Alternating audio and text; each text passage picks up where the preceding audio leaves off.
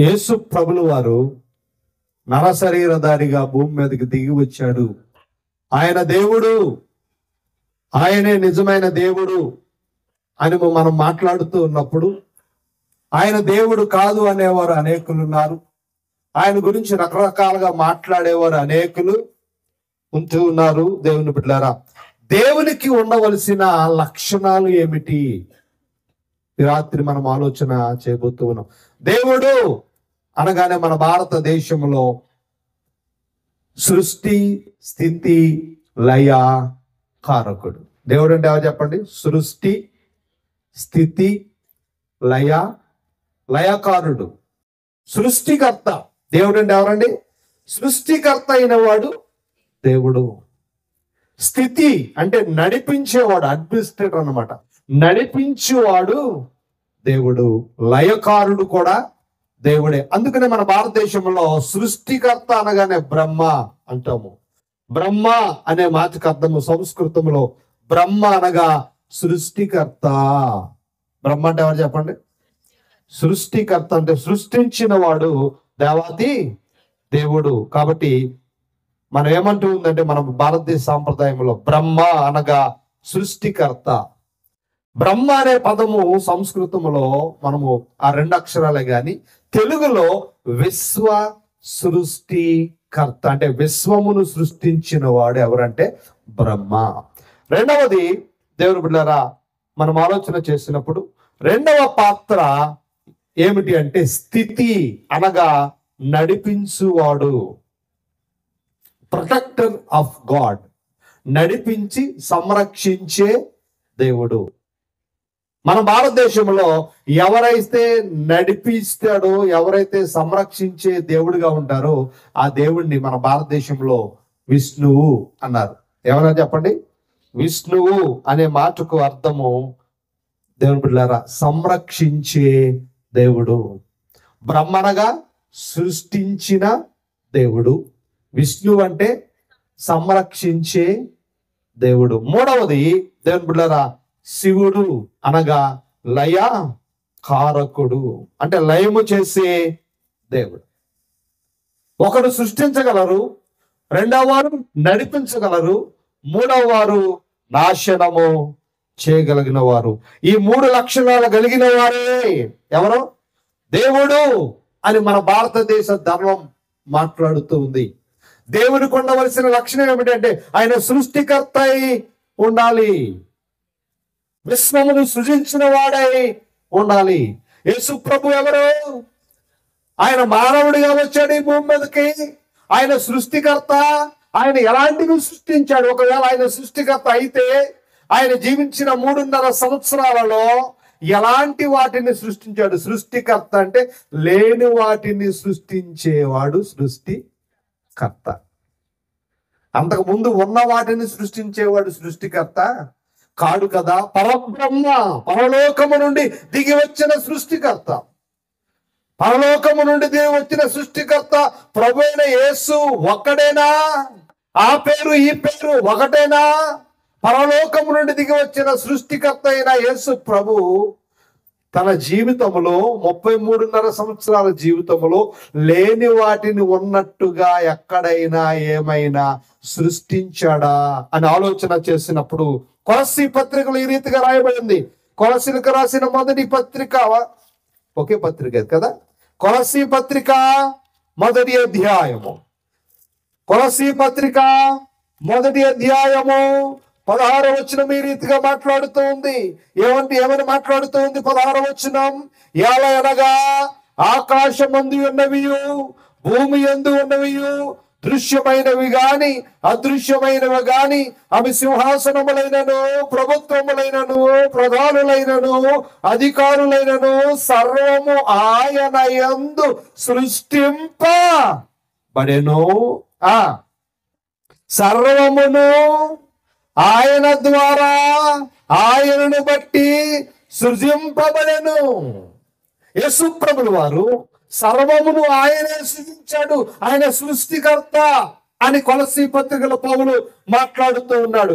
యేసు ప్రభు జీవించిన 33.5 సంవత్సరాల జీవితంలో ఆయన ఏమైనా లేని వాటిని ఉన్నట్లుగా సృష్టించాడా?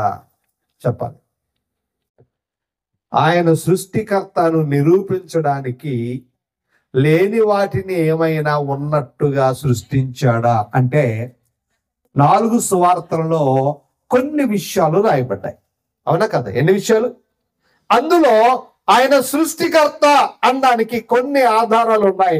అందులో మొట్టమొదటి ఆధారం, యేసు ప్రభు చేసిన మొదటి అద్భుతం, లేని దాన్ని సృష్టించిన మొట్టమొదటి అద్భుతం ఏంటంటే నీటిని ద్రాక్షారసముగా చేశాడు. నీటిని సృష్టికర్త లేని దానిలో నుండి సృష్టించగలిగిన వాడు నిజమైన దేవుడు. నిజమైన దేవుడు ఆయన లేని దానిలో నుండి సృష్టించాడు. ఆయన చేసిన సృష్టిలో, ఆయన సృష్టించిన వాటిలో చాలా ఉన్నాయి. అందులో రెండవ గొప్ప అద్భుతం ఏమిటి అంటే, రెండవ గొప్ప అద్భుతం ఉమ్మును నేల మీద పూసి ఆ తడితో ఏం చేశాడు? మట్టిని తీసి కళ్ళు మీద పెట్టి ఏం చేసుకోమన్నాడు? వెళ్ళి కడుక్కో అంటే ఆయన ఉమ్ములో కూడా ఏముంది చెప్పండి? అలాంటి స్వస్థత బైబిల్లో ఎవరు చేయలేరు. 66 పుస్తకాల్లో అలాంటి స్వస్థత చేసిన వారు ఎవరనో ఆయన. అంటే ఆయన సృష్టికర్త అయిన దేవుడు అనడానికి ఎన్నో ఆధారాలు మిగిల్చి వెళ్ళాడు అని చరిత్ర చెబుతుంది. ఆయన చేసిన మూడవ అద్భుతం ఏ మానవుడు చేయలేని అద్భుతం. ఆది కాండము నుండి ప్రకటన గ్రంథం వరకు ఏ మానవుడు చేయలేని మూడవ అద్భుతం ఏమిటి అంటే చేప నోటిలో ఉందట. ఏంటది? షెకెలు. ఏంటది? డబ్బు ఏ నోట్లో ఉంది? చేప నోటులో. చేప నోట్లోంచి ఎందులోకి వెళ్ళాలి? కడుపులోనికి వెళ్ళాలి కదా. నోట్లో ఎవరైనా పెట్టుకుంటారా? చేప నోటులో దాచుకుందట. ఏమిటది? ప్రభు చెప్పాడు. వెంటనే ఒక చేప అక్కడ సిద్ధంగా ఆ షెకులు పట్టుకుని అక్కడ ఉంది సముద్రములో. యేసు ప్రభు సృష్టికర్త అనడానికి అనేక అద్భుతాలు చెబుతున్నాయి. ఏ మానవుడు చేయలేని అద్భుతాలు. ప్రవక్తలు, రాజులు, యాజకులు, మహానుభావులు, గొప్పవారు, పితరులుగా పిలువబడిన వారు, చారిత్రను సృష్టించిన వారు ఎందరో ఉండగా, మహానుభావులందరూ ఉండగా ఎవరు చేయలేని అద్భుతాలు సృజించిన సృష్టికర్త అయిన దేవుడు ప్రభు అయిన యేసు క్రీస్తు. ఆయన ఎవరు అంటే సృష్టికర్త, పరబ్రహ్మ స్వరూపుడు. ఏ స్వరూపుడైనా పరబ్రహ్మ స్వరూపుడు. లేని వాటిని ఉన్నట్టుగా చేయగలిగిన వాడు ప్రభు అయిన యేసు క్రీస్తు. ఆయన సృష్టికర్త అని ఎన్నో ఆధారాలు చెబుతూ ఉన్నాయి. యోహాను రాస్తూ యోహాను సువార్తలు అంటాడు, కలిగినదేది ఆయన లేకుండా కలుగలేదు. ఆయన సృష్టితో మాట్లాడిన దేవుడు. ఎవరితో మాట్లాడాడు?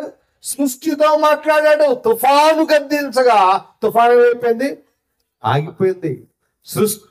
సృష్టికర్త మాటకు లోబడింది. అనేక ఆనవాళ్ళు ఆయన చరిత్రలో ఉన్నాయి అని లేఖనం చెబుతా ఉంది. దేవుని బిడ్డలారా, యేసు ప్రభు ఎవరు అంటే సృష్టికర్త. ఆయనలో ఉన్న రెండవ గొప్ప లక్షణం ఏమిటి అంటే, ఆయనలో ఉన్న రెండవ గొప్ప లక్షణం, దేవునిలో మాత్రమే ఉండే అద్భుతమైన లక్షణం ఏమిటంటే పాపములను క్షమించే అధికారం. ఏ అధికారం చెప్పండి? పాపములను క్షమించే అధికారము. అది కూడా హిందూ గ్రంథాలు, మత గ్రంథాలు ఎన్నో అన్ని రకాల మతాలు చెబుతున్నాయి. ప్రతి మతం ఏమని బోధిస్తుంది అంటే, ప్రతి మతము చెబుతున్నది ఏమిటంటే పాపం. పాపాన్ని గురించి ప్రతి మతం బోధిస్తూ ఉంది. ప్రతి మతం పాపాన్ని గురించి మాట్లాడుతూ ఉంది. పాప పరిహారం గురించి మాట్లాడుతూ ఉంది కదా. అన్నదానము చేయాలి, గోదానము చేయాలి, భూదానము చేయాలి, వస్త్రదానము చేయాలి. ఈ దానాలన్నీ దేని కొరకు చేయాలి? పాపాలు క్షమించబడాలి అంటే దానాలు చెయ్యాలి, కొంత పుణ్యాన్ని మూట కట్టుకోవాలి. అందుకని అంటాడు, అమ్మా నువ్వులు దానం చెయ్యి. ఏ దానం చెయ్యి? నువ్వులు దానం చెయ్యి, నూనె దానం చెయ్యి, ఆవును దానం చెయ్యి అంటావా లేదా? వస్త్రాలు దానం చెయ్యి, అన్నాన్ని దానము చెయ్యి. ఎందుకు? నీ పాపాలు కొన్నైనా పోయి పుణ్యాన్ని మూటగట్టుకుంటావు. అంటే మనిషికి తెలుసు ప్రతి మానవుడు పాపే, ఏ భేదము లేదు, అందరూ పాపులే. ఏ మతం చూసినా, ఏ క్రమము చూసినా, ఏ దేశము చూసినా పాపాన్ని గురించి మాట్లాడుతూ ఉన్నాయి దేవుని బిడ్డలారా. పాపం పోవడానికి ఎన్నో ప్రత్యామ్నాయాలు మనుషులు వెతుకుతూ ఉన్నారు.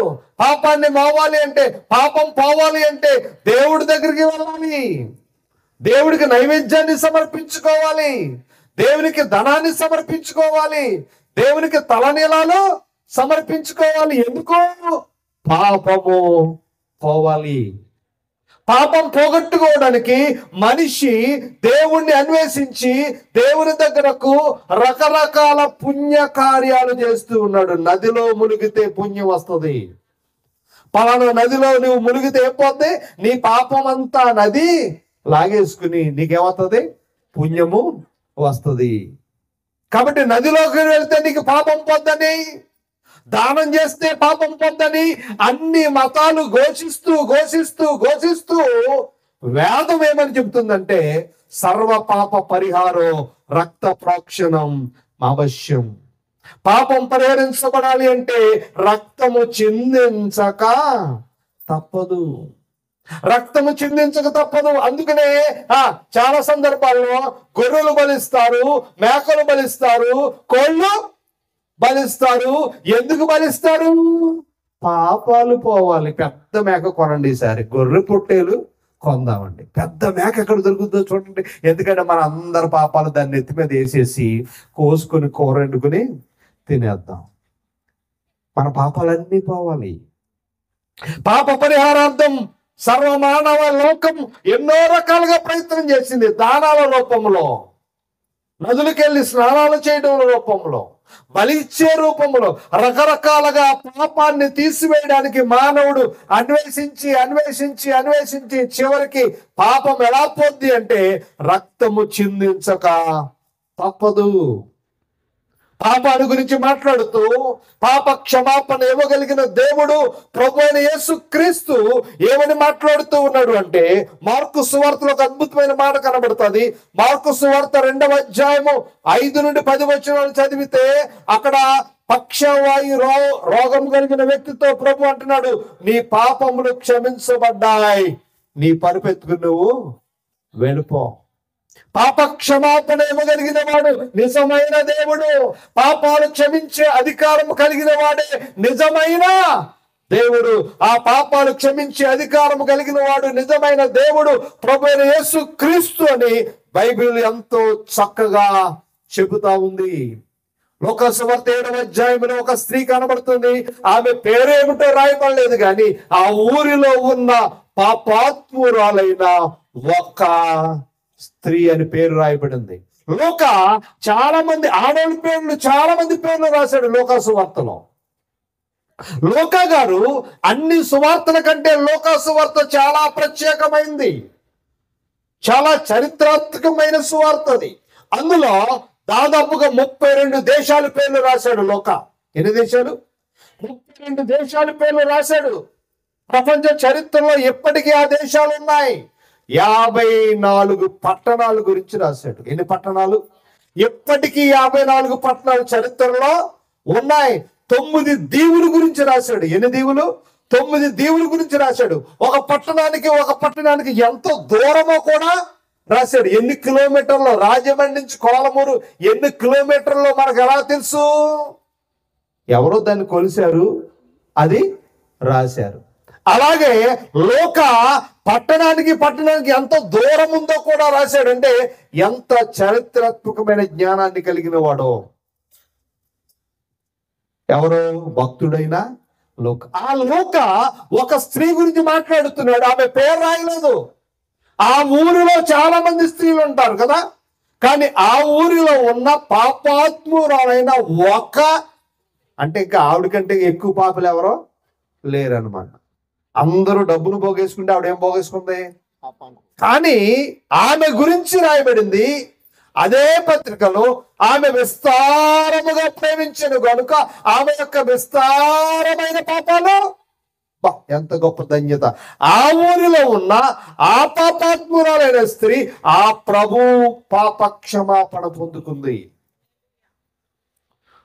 ఎంతటి పాపినైనా ప్రేమించే దేవుడు. మనము పాపాలు ఎత్తు చూపిస్తాం, ఇతరుల పాపాల గురించి హేళన చేస్తాం, ఇతని యొక్క పాపాల గురించి అవమానకరంగా మాట్లాడతాం. కానీ ప్రభువు ప్రేమ పాపిని ప్రేమించేది.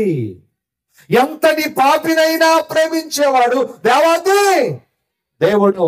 ఎలా ప్రేమించాడు అంటే పాపాన్ని హరించడానికి పాపహరుడుగా ప్రభు అయిన యేసుక్రీస్తు భూమి మీదకి దిగి వచ్చాడు అని లేఖనము చెబుతా ఉంది. ఆయన ఎవరు అంటే పరబ్రహ్మ, అనగా విశ్వ సృష్టికర్త, సృజించిన వాడు ఆయనే. రెండవది స్థితి, అంటే నడిపించేవాడు. ఎవరైనా నడిపించే దేవుడు, నడిపించే దేవుడు. సర్వ సృష్టిని ఆయన ఏ రీతిగా నడిపిస్తూ ఉన్నాడో జాగ్రత్తగా మనం ఆలోచన చేస్తే హెబ్రీ పత్రికలో అద్భుతమైన మాట ప్రభు గురించి రాయబడింది. హెబ్రీలకు రాసిన పత్రిక 1వ అధ్యాయము 2వ వచనంలో ఈ రీతిగా అంటాడు, ఈ దినముల అంతమందు కుమారుని ద్వారా మనతో మాట్లాడాను. ఆయనంటే తండ్రి అయిన దేవుడు ఆ కుమారుని సమస్తమునకు వారసునిగా నియమించెను. ఆ వారసుడు ఏం చేస్తాడు? ఆయన ద్వారా ప్రపంచములను, ఆయన ద్వారా నిర్మించాడట, ప్రపంచములు నిర్మించెను.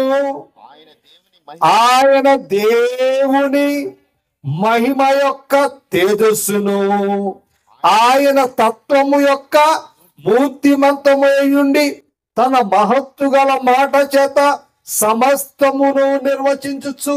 అంటే స్థితి నడిపించేవాడు, అడ్మినిస్ట్రేటర్. యేసు ప్రభు ఎవరు అంటే నడిపించే దేవుడు, సంరక్షకుడు అని లేఖనం చెబుతా ఉంది. ఆయన మహత్తు గల మాట చేత ఈ విశ్వాన్ని సృజించాడు. భూమిని, ఆకాశాన్ని, నవగ్రహాలను, సూర్యుణ్ణి, చంద్రుణ్ణి, నక్షత్రాలను సృజించిన వారు ఎవరంటే దేవాతి దేవుడు. దేవాతి దేవుడు, దేవుని బిడ్డ. భారతదేశాన్ని మనం చూసినప్పుడు మన దేశం చాలా గొప్పది. మన దేశం చాలా చరిత్ర కలిగిన దేశం.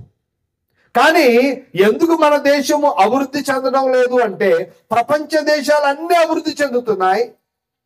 మన దేశము ఎందుకు అభివృద్ధి చెందడం లేదంటే దేశం అభివృద్ధి చెందాలి అంటే రాష్ట్రాలు అభివృద్ధి చెందాలి. రాష్ట్రాలు అభివృద్ధి చెందాలంటే జిల్లాలు అభివృద్ధి చెందాలి. జిల్లాలు అభివృద్ధి చెందాలంటే మండలాలు అభివృద్ధి చెందాలి. మండలాలు అభివృద్ధి చెందాలంటే గ్రామాల అభివృద్ధి. అంటే దేశ అభివృద్ధికి పునాది ఏంటి చెప్పండి? గ్రామ అభివృద్ధి. గ్రామాలు ఎలా ఉన్నాయంటే మూఢనమ్మకాలతో ఉన్నాయి. దేంతో ఉన్నాయి? మూఢనమ్మకాలతో ఉన్నాయి. నడుస్తా కాలు చేరి పడిపోయాం అనుకో, అక్కడ ఏదో ఉంది అందుకే పడిపోయాం మనం అంట. ఎక్కడ? నడుస్తా కాలు చేరి పడిపోయాం అనుకోండి, అక్కడ ఏదో ఉంది. తాడు ఎక్కడ దొరుకుద్ది? తాడు మంచి తాడు ఎవరిస్తారు? ఏమండి? లేదా కోళ్ళు కోసేద్దామా, అది కోసేద్దామా? గమనించాలి మనము జాగ్రత్తగా. మనం ఈ మూఢనమ్మకాలు మన భారతదేశంలో గ్రామాల్లో ఉన్నన్ని మూఢనమ్మకాలు ఎక్కడా లేవు. మీరు ఎక్కడికైనా వెళ్ళండి, ఏ దేశానికన్నా వెళ్ళండి. ఇప్పుడు దేశాలు తిరగడం చాలా సులువు. ముస్లిం కంట్రీస్ ఉన్నాయి, గల్ఫ్ దేశాలు. ఆ గల్ఫ్ దేశాల్లో ఎక్కువగా పనిచేసే వాళ్ళు ఎవరంటే మన భారతీయులే. అవునా కదండి? చాలా మంది ఆడవాళ్ళు పనిచేస్తున్నారు, మగవాళ్ళు కూడా పనిచేస్తున్నారు. గల్ఫ్ దేశాల్లో పనిచేసే వాళ్ళు అడగండి, వాళ్ళు ఏమైనా వాస్తు ప్రకారంగా ఇల్లు కడతారేమో. ఉన్నారా? మీ చుట్టాలు, మీ బంధువులు ఉండుంటారు కదా. అక్కడ ఎప్పుడు వాస్తు వాళ్ళు చూడరు. అమావాస్య రోజుని స్కూల్లో వేస్తారు వాళ్ళు. ఏమండి? మంగళవారమే కార్యక్రమాలు చేస్తారు, శుక్రవారమే కార్యక్రమాలు చేస్తారు. వాళ్ళు ఏమో అలా ఎదుగుతున్నారు, మనం మాత్రం ఇలాగే ఉన్నాం. ప్రపంచంలో ఎక్కడా లేనన్ని మూఢనమ్మకాలు మన దేశంలోనే ఉన్నాయి కదా. గ్రహాలు బాగుంటే, జాతకాలు బాగుంటే మన జీవితాలు బాగుంటాయి అని మనము జాతకాలకు తగ్గట్టుగా రాళ్ళు ఎట్టుకుంటాము, ఉంగరాలు ఎట్టుకుంటాము. మీరు అమెరికాకి వెళ్ళండి, ఎవడో ఉంగరం పెట్టుకోడు. చైనాకి వెళ్ళండి, ఎవడో ఉంగరం పెట్టుకోడు. జపాన్కి వెళ్ళండి, జపాన్ దేశం చాలా జపాన్ ఎంత దేశం అంటే మన తూర్పుగోదావరి జిల్లా అంతా కూడా ఉండదు. అది ఏ దేశం? జపాన్ దేశం. జపాన్ దేశంలో ఎవడో ఉంగరం పెట్టుకోడు. నవరత్నాలు అంటే వాళ్ళకి ఏమి తెలియదు. వాళ్ళకి ఏం తెలుసు? టెక్నాలజీ తెలుసు అంతే. ఉంగరాల గురించి తెలియదు, రంగురాల గురించి తెలియదు, ముహూర్తాలు తెలియవు. కేవలం మన భారతదేశంలో తూర్పుగోదావరి జిల్లా అంత ఉన్న జపాన్ దేశము ప్రపంచాన్ని శాసిస్తా ఉంది. జపాన్ దేశంలో దేవుణ్ణి నమ్మని వారు ఉన్నారు, దేవుణ్ణి నమ్ముకున్న వారు ఉన్నారు, అనేక మతాలు ఉన్నాయి అక్కడ. కానీ వాళ్ళు దేని మీద ఆధారపడ్డారంటే జ్ఞానం మీద ఆధారపడ్డాం. మనం దేని మీద ఆధారపడ్డామంటే అజ్ఞానం మీద ఆధారపడ్డాం. జాగ్రత్తగా మనం ఆలోచన చేయాలి. అంటే గ్రామాలు అభివృద్ధి చెందితే మండలాలు అభివృద్ధి చెందుతాయి, మండలాలు అభివృద్ధి చెందితే జిల్లాలు అభివృద్ధి చెందుతాయి, జిల్లాలు అభివృద్ధి చెందితే రాష్ట్రాలు అభివృద్ధి చెందితే భారతదేశము అభివృద్ధి చెందుతుంది. గమనించాలి, జ్ఞానాన్ని పెంచుకోవాలి. మనము నిజమైన సత్యాన్ని తెలుసుకోవాలి, నిజమైన దేవుణ్ణి తెలుసుకోవాలి. సృష్టికర్త అయిన దేవుడు, సంరక్షకుడైన దేవుడు, సమస్తాన్ని నడిపిస్తున్నవాడు దేవాతి దేవుడు అని లేఖనం ఎంతో స్పష్టంగా మనకి తెలియపరుస్తూ ఉంది. దైవజనంగమా, దేవుని పిల్లలుగా ఆయన నామాన్ని ధరించుకున్న మనము సమస్తాన్ని నిర్వహిస్తున్నవాడు దేవాతి దేవుడు. బైబిల్ అంటుంది ఆయనే ప్రభు అయిన యేసు క్రీస్తు. మన జీవితాన్ని మార్చగలిగిన వాడు ఆయన, మన పరిస్థితులను మార్చగలిగిన వాడు ఆయన, మనకి జ్ఞానాన్ని అనుగ్రహించగలిగిన వాడు ఎవరంటే దేవాతి దేవుడు. నిజమైన దేవుణ్ణి మనం తెలుసుకోవాలి, నిజమైన దేవుని మార్గంలో మనం ముందుకి కొనసాగాలని లేఖనం చెబుతుంది. మూడవదిగా లయకారకుడు, డిస్ట్రాయర్. లయకారకుడు అంటే నాశనము చేయువాడు. దేవుళ్ళో ఉండవలసిన మూడో లక్షణం ఏంటి? నాశనము చేయువాడు. ఒక మాట చూద్దాం. హెబ్రీ పత్రిక 1వ అధ్యాయము 10వ వచనం చదివితే 10వ వచనం ఈ రీతిగా రాయబడింది. దేవుని బిడ్డలారా, 10వ వచనం ఏమంటాడు? ప్రభువా, నీవు ఆది యందు భూమికి పునాది వేసితివి, ఆకాశములు కూడా నీ చేతి పనులే, అవి నశించును గాని నీవు నిలిచియుందువు.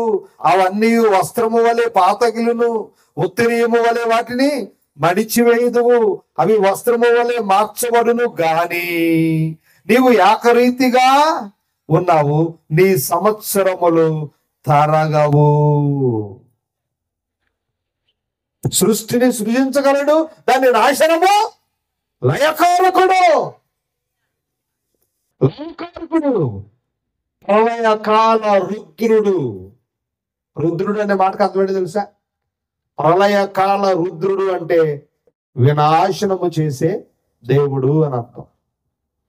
ప్రళయకాల రుద్రుడుగా రాబోతున్నాడు ప్రభు అయిన యేసు క్రీస్తు.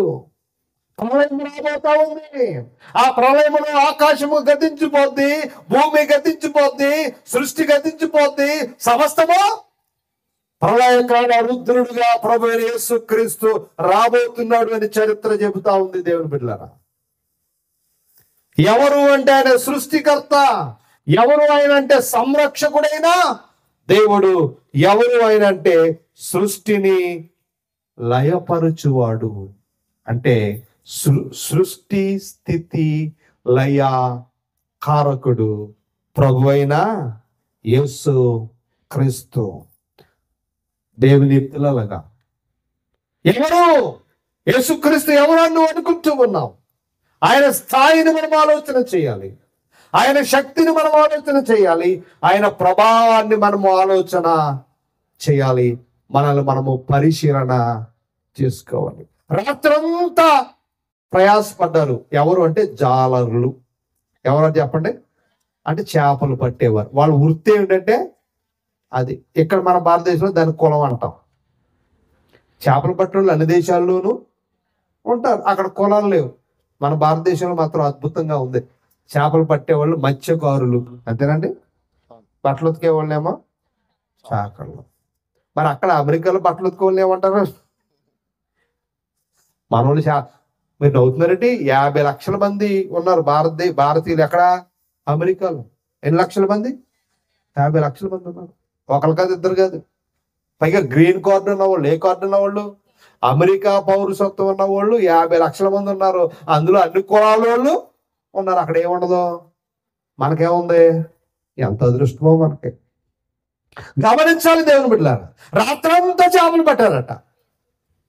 రాత్రంతా చేపలు పడితే తెల్లవారిపోయాక ఈరోజు ఆవిడ మొహం చూసాము.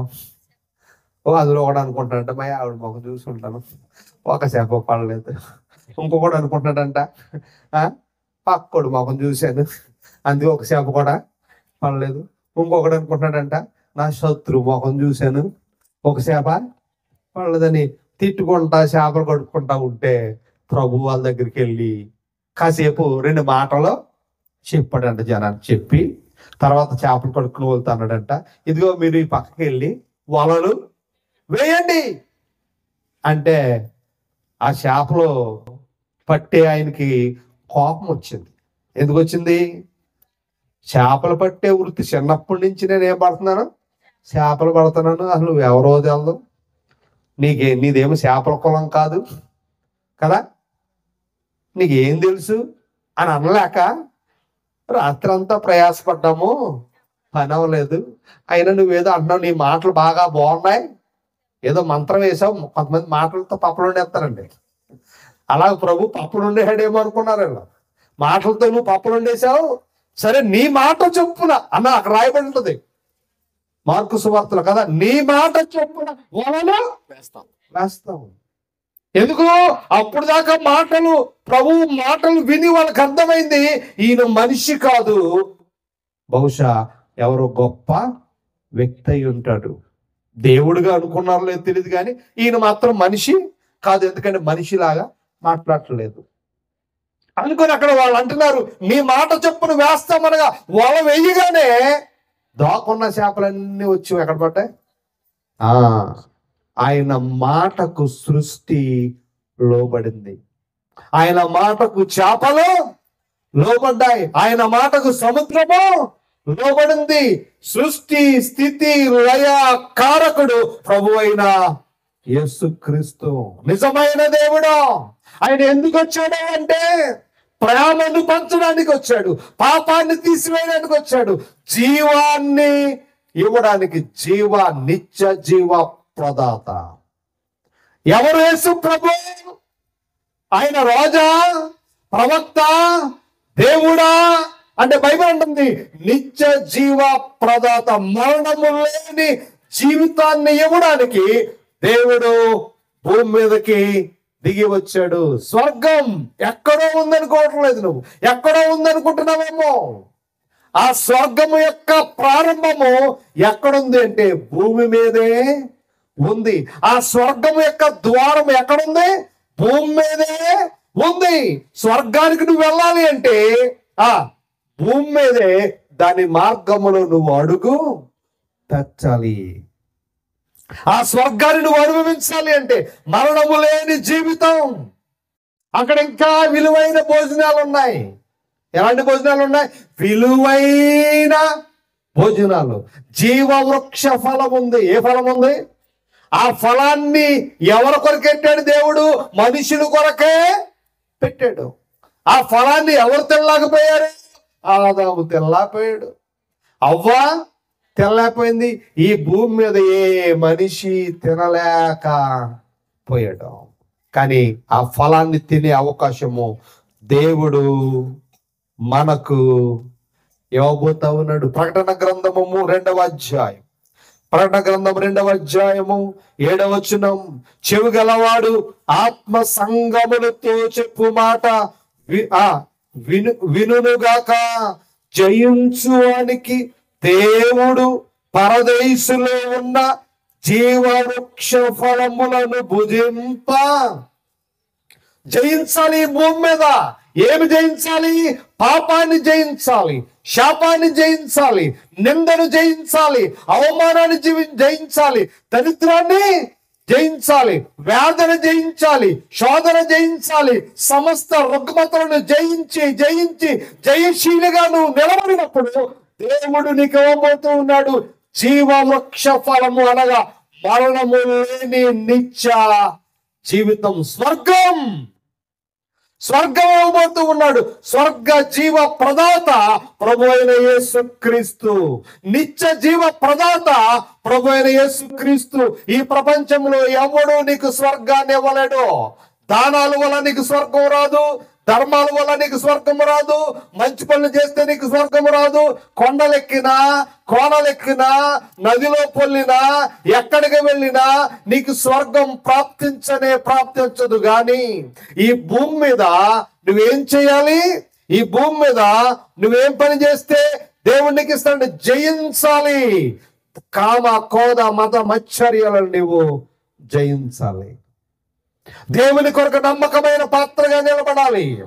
దేవుని కొరకు యథార్థమైన పాత్రగా నువ్వు నిలబడాలి. నీలో పరిశుద్ధత ఉండాలి, పవిత్రత ఉండాలి, నీతి ఉండాలి, ప్రేమ ఉండాలి, దైవత్వం నీలో కనబడాలి. అప్పుడు దేవుడు అంటాడు, బలా నమ్మకమైన మంచి దాసుడా, బలా నమ్మకమైన మంచి దాసురాలా, ఇదిగో నీకు ఏ ఫలం ఇవ్వబోతున్నాను?